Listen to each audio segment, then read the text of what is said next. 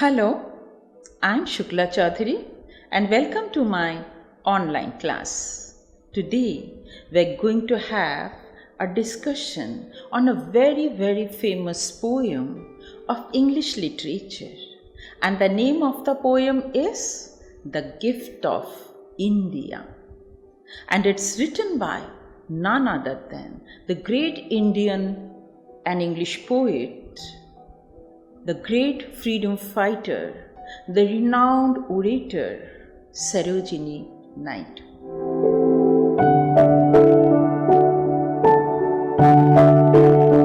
Sarojini Naidu was a reputed poet, renowned freedom fighter, and one of the finest orators of her time.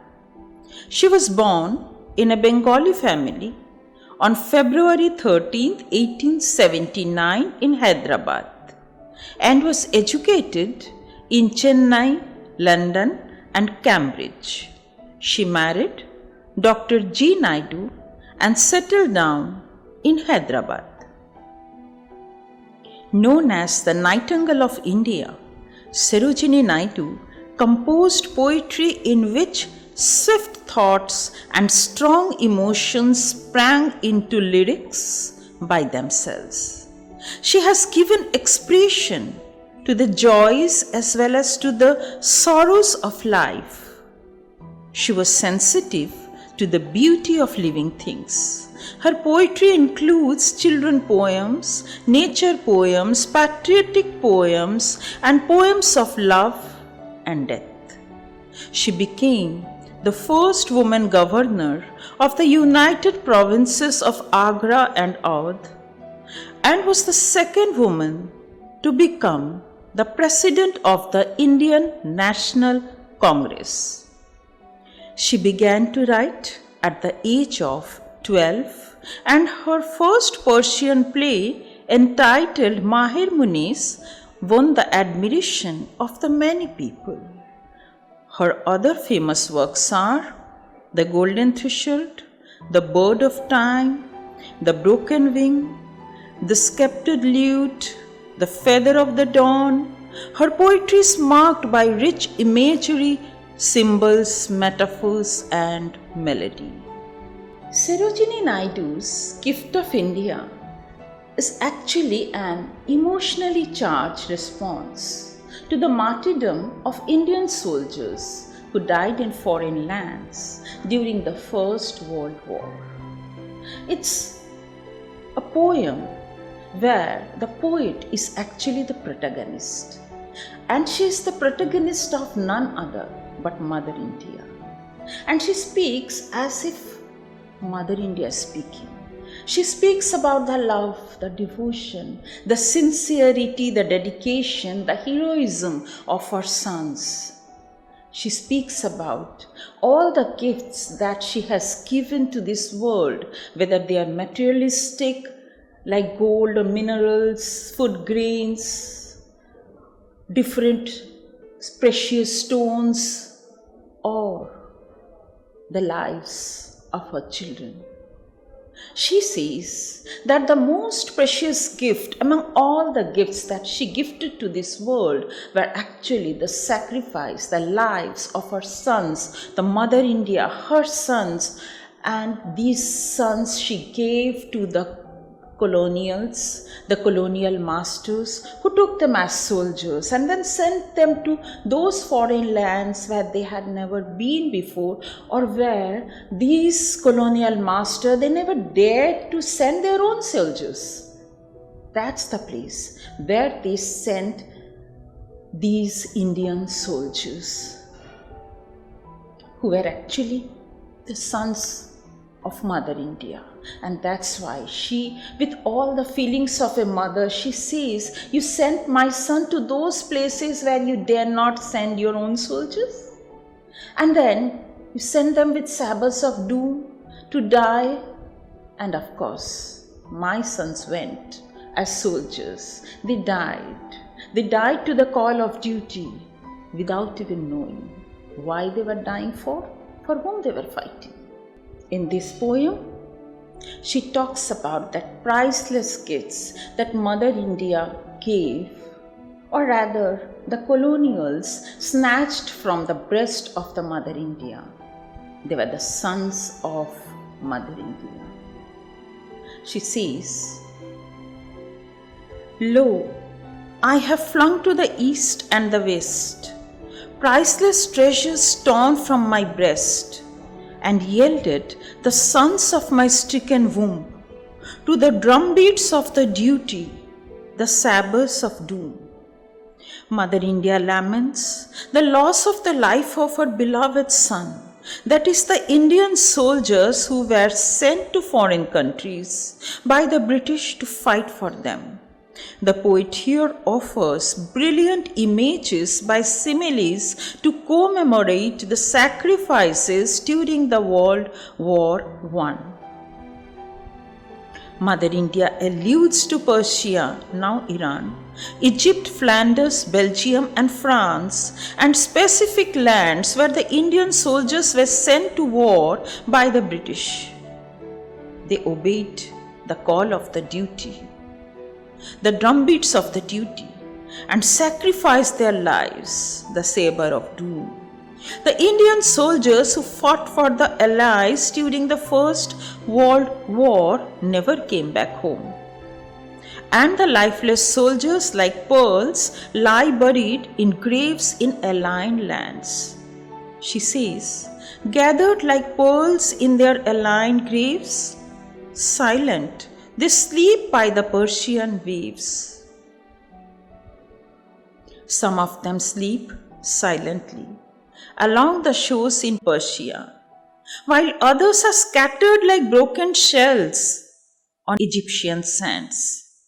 Moreover, the brave Indian soldiers with pale brows and broken hands lie scattered like flowers on the blood-brown meadows of Flanders, now Belgium, and France.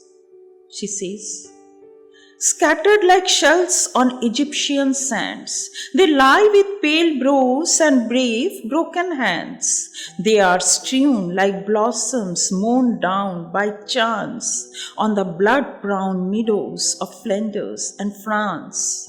It means that the soldiers were bleeding so much that even the fields were colored by their blood. Here the speaker, Mother India, asked the erstwhile rulers if they could ever measure the tears of her grief and know the extent of her woes at the death of her brave son. She asked if they could ever know the extent of her pride over their bravery, the pride that makes her forget her despair. She again asked if they could know the hope in her heart that comforts the anguish of her prayer. In fact, she has a mixture of feelings when she thinks of the sacrifices of her great heroes. She says, "Can ye measure the grief of the tears I weep? Or compare the woe of the watch I sleep? Or the pride that thrills through my heart's despair? And the hope that comforts the anguish of prayer?" The grief tears her apart. The pain is very difficult to bear. But all along she prays. She prays that the Indians will not accept this terror forever.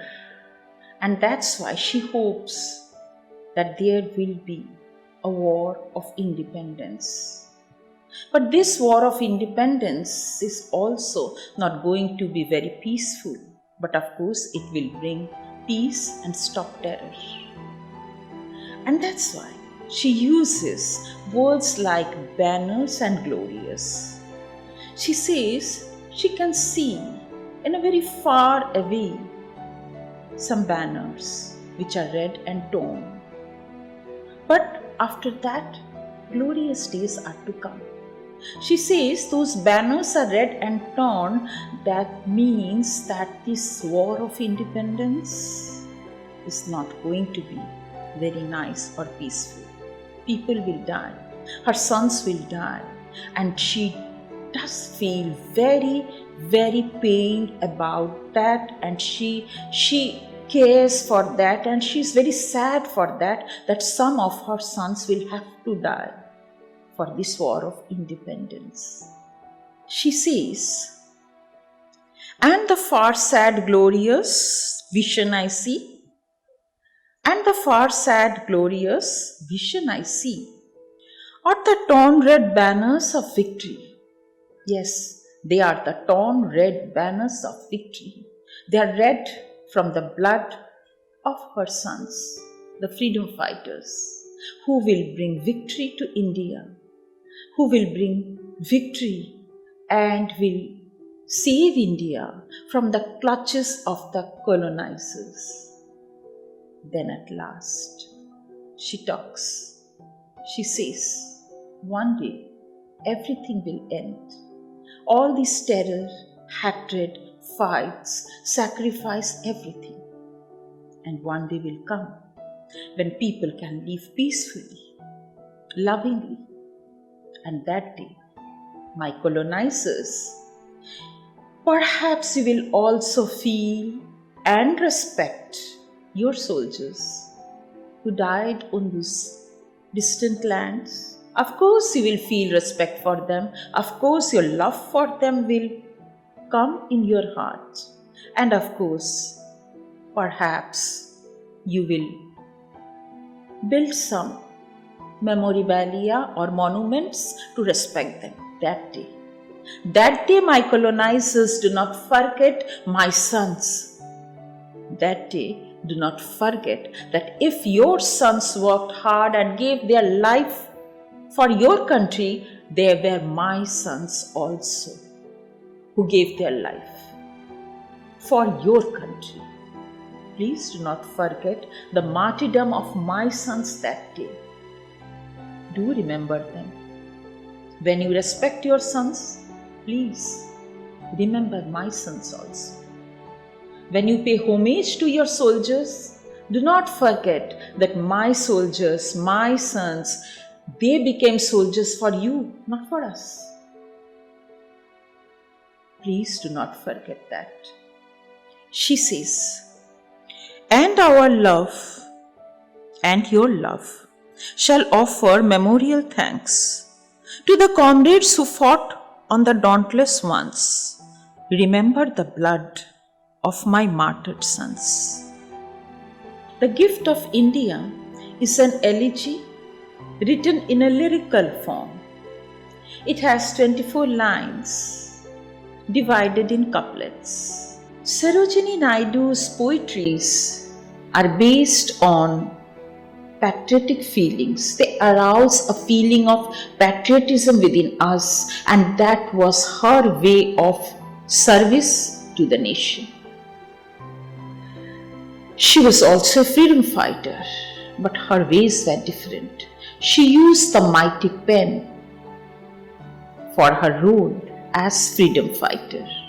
It is believed that she wished to serve her nation through her poetries and songs. In this poem also, she forces us to remember and respect our freedom fighters and our soldiers. She tells us that we should create memorials. We should offer our respect to those memorials. My channel too has many such war memorials. You can watch them. You can see the link on those memorials. She wants us to pay homage to those memorials, to see those memorials, and never to forget whatever they have done for our country. Okay, if we do not have time for homage, we can at least love them, respect them from our core of our heart. That we can do, and that's the message of this poem. Jai Hind Ki Sena.